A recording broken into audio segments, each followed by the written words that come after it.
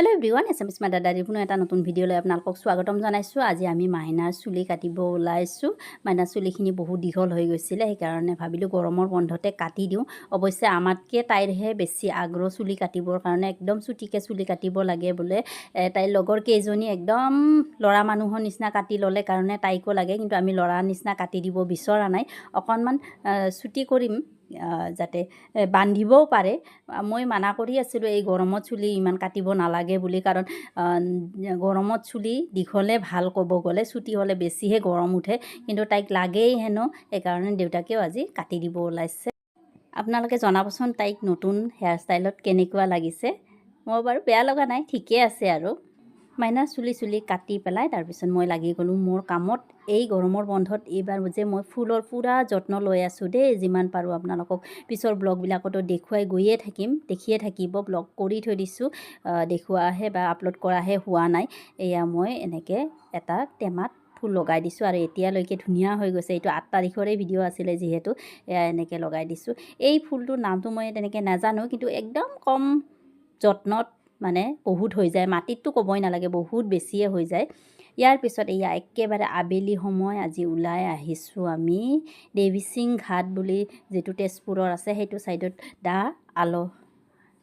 আলহা আছিলে, নামটো মোৰ মনত নহা হ'ল।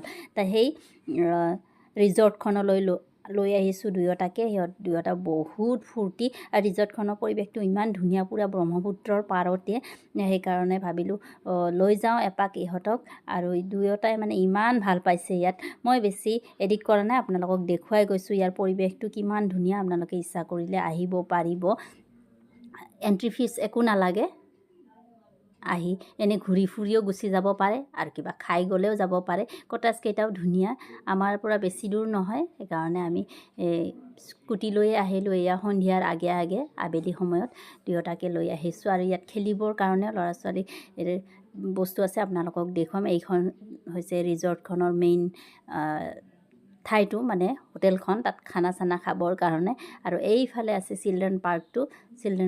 আমাৰ মেইন কাম হৈছে এই চিলড্ৰেন পাৰ্কটোতহে, বেলেগত ইমান কাম নাথাকে। মই আপোনালোকক আগৰ ব্লগবিলাকতো কৈছোঁৱেই, আমাৰ চিলড্ৰেন পাৰ্কৰ কাৰণেহে আমি বিচাৰি আহোঁ।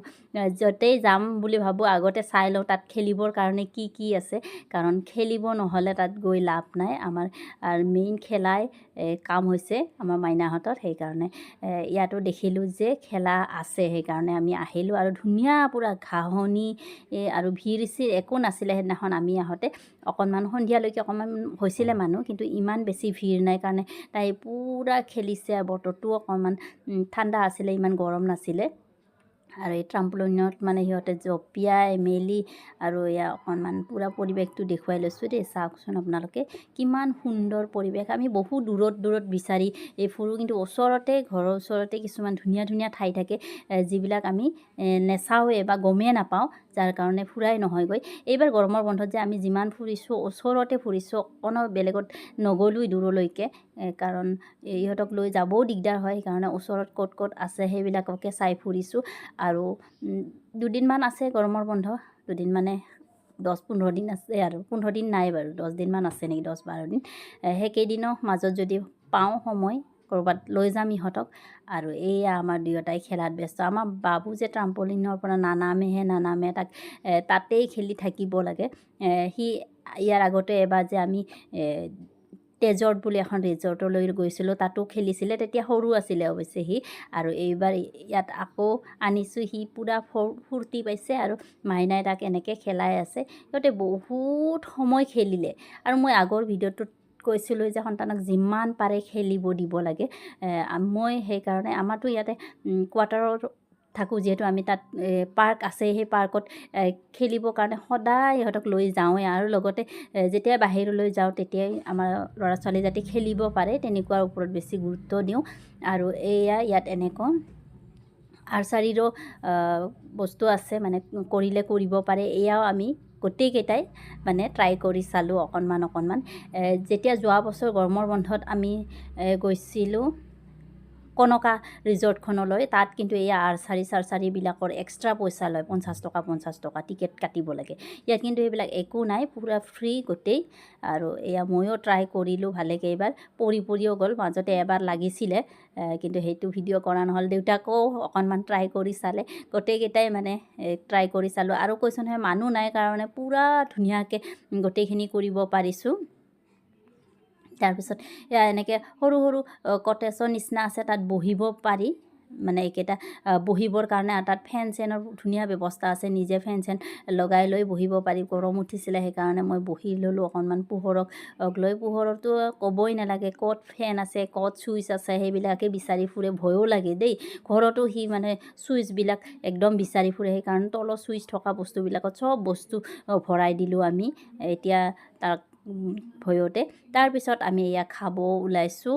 খোৱাৰ ক্ষেত্ৰত আমি কি খালোঁ, চাহ খালোঁ, আৰু এয়া মাইনাই লৈছে ফ্ৰেঞ্চ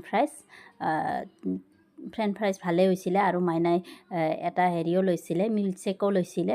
এইবিলাক খাই মেলি আকৌ গ'লোঁ খেলিবৰ কাৰণেই।